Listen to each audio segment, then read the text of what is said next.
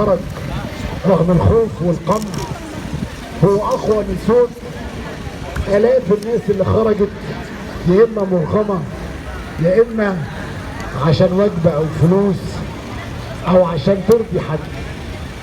واحد ينزل في شارع يقول عشان حريتي اواجه كل القمع، ب1000 ينزلوا عشان يهللوا.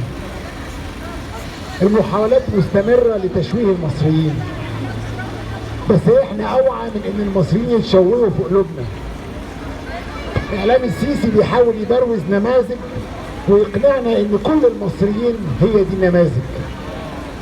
المصريين هيثبتوا ان هم متمسكين بحريتهم.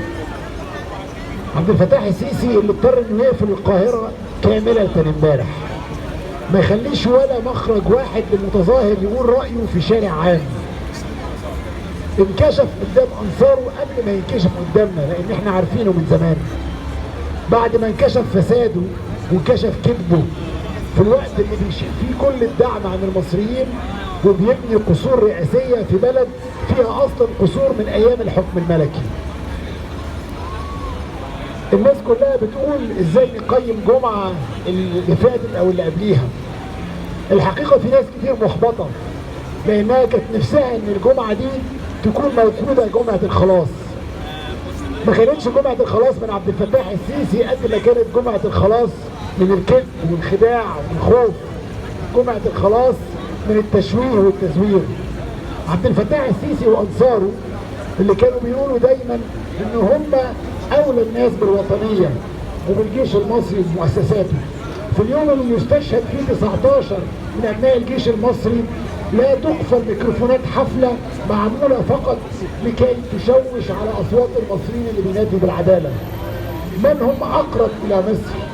من هم اقرب الى مؤسسات مصر؟ من هم اقرب الى ارض مصر؟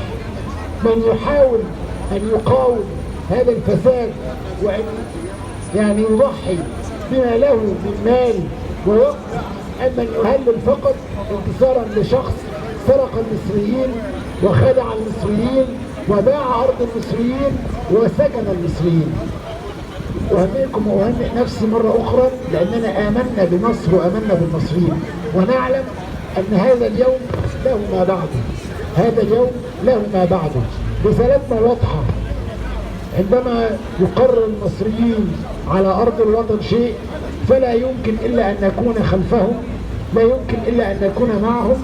سنظل أوفياء، سنظل أوفياء. أشكركم.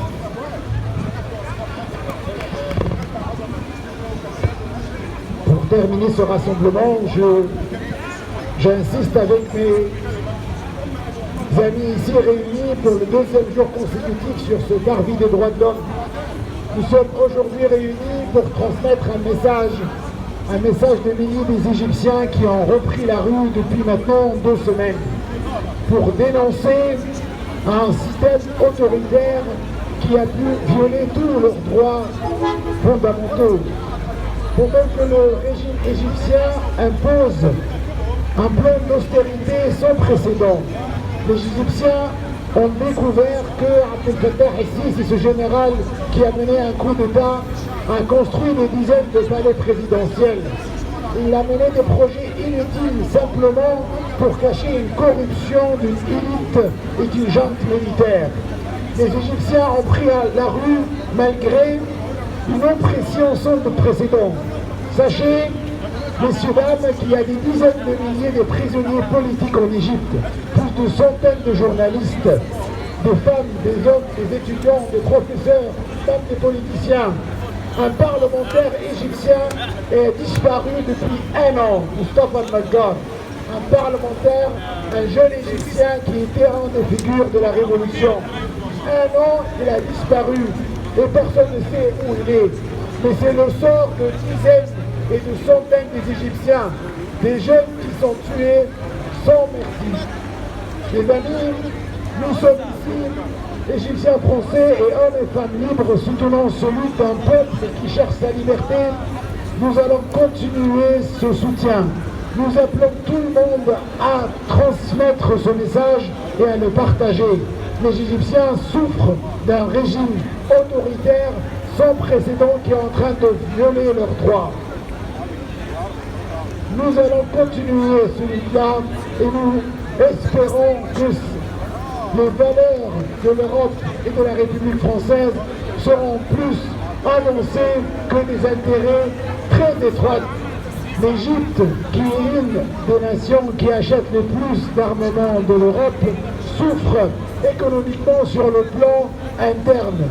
Et je ne pense pas que ça fait l'honneur de la France ou des pays européens d'accepter de collaborer avec ce système qui viole tous les droits fondamentaux sur lesquels on fondé notre civilisation.